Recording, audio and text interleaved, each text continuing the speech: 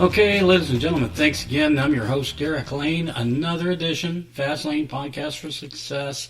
Thanks for joining me. I want to let you know that I've received some of your emails and things, and I appreciate it. Some very good questions, by the way, and so thank you very much. Hey, this week we're going to kind of get back into kind of challenging our mind a little bit and thinking about how we can prosper and succeed and travel forward on our path to success. Okay, so I'm going to ask you the question here: who are you? And you have to think about that for a little bit. Some people may just blurt out, "Well, who I am. This is who I am. I'm such and such." But you have to remember who you really are, your core of who you are. And let me just say this. You are the smallest part of your mind. You are the deep, dark, fearful element of singular doubt. If you let it. If you let the smallest, most fearful part of you, when you're alone with your thoughts and those fears, creep up and they grow and they become monsters. You don't have to allow that. Look, we all have a certain amount of fears and doubts that creep into our mind.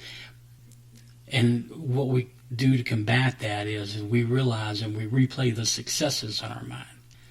We replay the achievements in our mind, the things that we can do, the things that we're good at. And those are the things that you have to keep reminding yourself of. The things that you're good at, your accomplishments, and what people look up to you for. Those will win out every time over those dark little fears that you have. So now when you ask yourself, who am I? You can say, I am the achiever that did X, Y, and Z. I'm the accomplishment of X, Y, and Z. I am good at this. I am good at that. And then that starts to take over and build your persona even more. Think about this. You ever gone to see a movie and maybe the movie is one of those high octane, race car action movies? Man, you're watching that and you come out of the theater and you're like, yeah, wow, man, I can do that. I'm a bad boy, I can do that and race my car too. You get pumped up because that's what your mind is gone through. So it's your job to continually pump your brain, pump your enthusiasm, get your energy levels to the places that you want to maintain so you can act, be, have, do all of the things that you've got set out for yourself as goals. Conversely, if you go to a movie and you see one of those, romantic things, the kind of things that, your wife or girlfriend wants to drag you to. And what do? When you see that, you're not action pumped and want to race cars. You want to be close to in your relationships and you think, this is nice. Being in a relationship, hey, let's go to dinner, what type of thing. So what I'm saying is what you feed into your brain, into your darkest, deepest depths of your soul, they're feeding. So feed it the things that you want to feed it. Feed your soul, your brain, the things that need to be fed. The things that help you achieve the things that you set out to achieve. And just remember, the goal is greater than the achievement. What? The goal is greater than the achievement. When we set out to do something, to accomplish something, to build, to earn, it's exciting. It's exciting that we're able to do that and we're working on it and we see progress and we're like, yeah, another little peg, I'm reaching, another little bar that I'm reaching and step,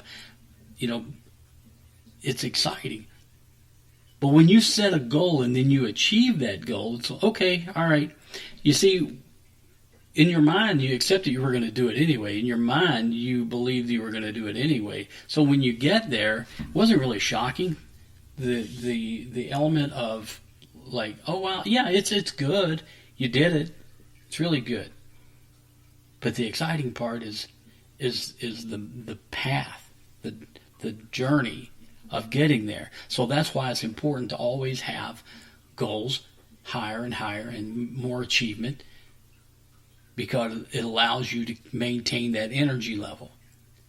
Just remember in the Bible, in Ecclesiastes, I think, says, man shall perish without a vision. Man shall perish without a vision. You're nothing without your vision to move forward.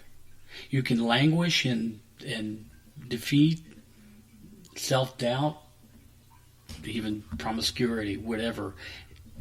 Or you can simply put it out in the universe that you're allowing yourself to grow and to manifest, to achieve. Manifest desired outcomes is focusing on your outcome. Whether it's your meditation practice or your written skills, your little logbook, and remember, every episode, pencil and paper, write down your goals, write down your desires, write down your strengths, everything that matters to you, your ideas, the things that you look forward to, the things that you're going to do, because it allows you to take steps quicker, faster, and easier if you write them down and it comes from your hand, pencil to paper. Okay, manifesting your outcome is focusing on the attention and focusing on the outcome. And again, if you do that through some form of meditation, which again I'll tell you, I don't consider any I don't do any medical or any kind of metaphysical yoga type things like that. My meditation is simply sitting quiet, thinking about what I want to do. Sometimes it can be even in my car, just sitting somewhere quiet for a little bit and just thinking on it. Whatever works for you. But when you sit quietly and you let your energy shift to your desired outcome and you focus on that desired outcome, you have to realize that you have to let your energy go. You have to let these things go into the ethosphere. You have to let things manifest. You're sometimes not in control of it. What you're in control of is putting them out there, and you did. So let them go. Let them fly, because it'll come back to you. But if you harbor all of these things in and never let anything go, how can it manifest? How can this energy manifest if you don't let it go? Put attention on your goal and know what your attention and your goals look like. Get clear, concise pictures of your goals. The universe is out there to help you. The universe is out there to help you obtain and acquire all of the intentions that you have for your goal sets and your goals and your outcomes. I've been reading lately a lot of material on frequencies and vibrations and things of that nature, and I believe it all ties into our energy. We are who we are as energy. That's what we are. Energy forms. Okay, and these energies is what creates our realities. And I'm not going to get too in depth with some of the analytical thinking from some of these authors, but I do find it interesting to note that if we do look at ourselves as energy and we truly harness what we're capable of harnessing, we can not only heal ourselves, use our body chemistry to heal ourselves, rejuvenating bone marrow and organ tissue, blood cells, brain cells, All of these things, and there's case examples of how it's happened to people without Western medicine. So I think that's very powerful. It's a very powerful example of what you can achieve within yourself, within your own mind. So once you realize that there's the capacity to even heal your own body through manifestation, through energy, you have to understand that this energy comes from somewhere. Okay? If we all are energy and energy comes from somewhere, then we're all connected. I did hear an author say that we are like capillaries of the universe. Each person is a capillary of a large body, the universal body. And I thought that was very powerful. It kind of, created an image for me anyway. So I think that if you look at your energy as a way to bring forth the changes in your reality, because that's what we're really looking at, right? We're looking at desired outcomes, is shifting our reality.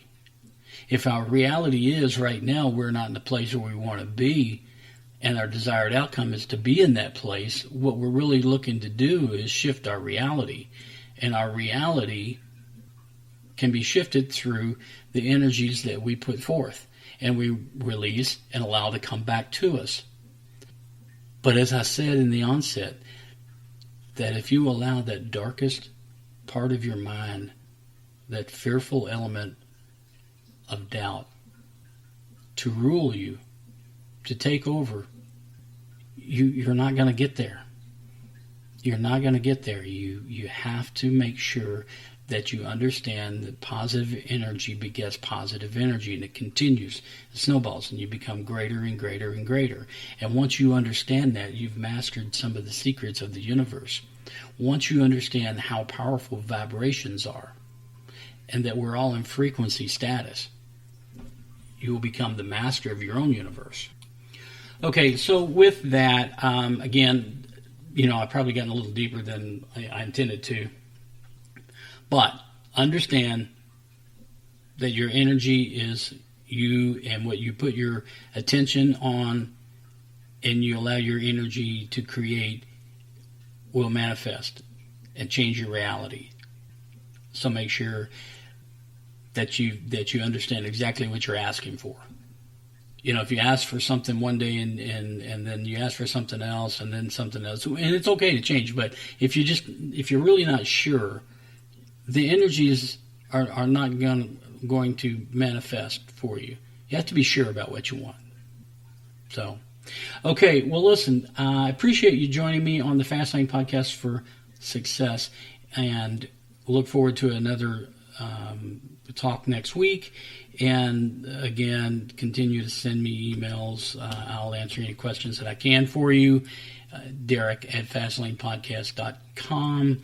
And by the way, if anyone out there is interested, drop me a line again at Derek@fastlanepodcast.com for speaking engagements and any kind of corporate events. I'd be glad to set that up and come meet with you and talk with you. It's always a lot of fun when we do those things. So we can continue our conversation next week. Make sure that you share this podcast with someone that you think will get a benefit from it. Just let them know it's on pretty much all the outlets, all the venues for podcast listenership. And until next week, I appreciate your time and look forward to another engaging conversation again next week. Thank you so much. Have a great and blessed day.